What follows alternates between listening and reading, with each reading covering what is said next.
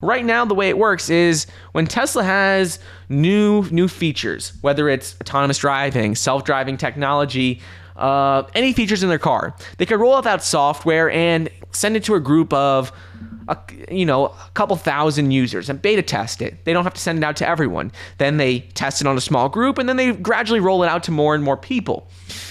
But according to a federal agency, they're saying that they may propose changes that could eventually force Tesla to change how they roll out all of these features to their customers. Right now, it's pretty easy for Tesla to roll out these features. They just send it to a small group. People can apply to be part of that small group of testers. And then, over time, they roll it out gradually to more and more people. But the National Transportation Safety Board is calling for stronger federal requirements for the design and use of automated driving systems on public roads, because they explain how when Tesla is testing this on a small group of users, a small group of customers who own a car, it does affect all the people around it. Regular everyday people who don't have Teslas and are driving cars. It could put them in danger if there's a malfunction, if something happens. And we have seen things happen in the past with the self-driving technology. One of the federal agencies, the NTSB, is still investigating accidents to determine the underlying causes of very fatal incidents with Tesla crashes involving Autopilot. And while they were undergoing tests, like while Tesla was testing the Autopilot features on its users, there were a couple of fatal accidents back in March of 2018, in March of 2019. There have been accidents that were fatal.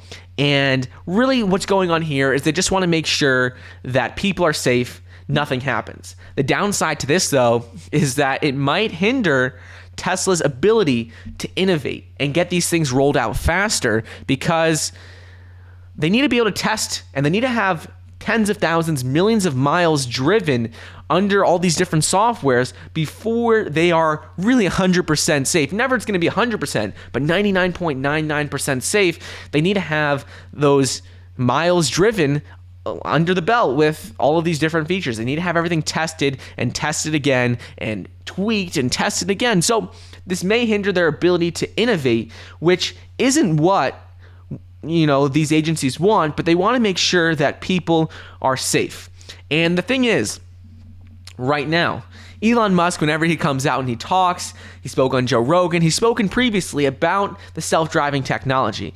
And he said previously how he says a lot of the time how basically these cars can practically drive you wherever you need to go without much intervention at all. But whenever they talk to regulators, there's a little bit of a disconnect. And the company always says how it's not full self-driving. It is, you still need to be watching it. It's not fully autonomous yet. And there's always a bit of a disconnect between what Elon Musk is saying, how capable the technology is, versus what they tell regulators. And in reality, I think that is because regulators, there's very strict requirements on what happens. And if Tesla's going to say it's fully autonomous, well, there could be some problems with that. So even though Elon Musk says the technology is very capable and the way he talks about it is it seems like it's nearly there. Whenever they talk to regulators, they talk about it more like a driver assist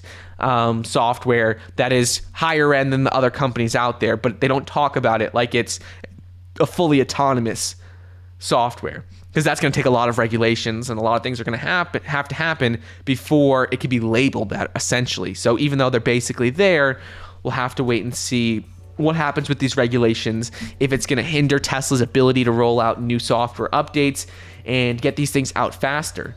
Either way, it takes them a while to get new updates implemented, so hopefully this doesn't hinder their ability to get out, autonomous driving, which will lead to their robo-taxis and everything like that.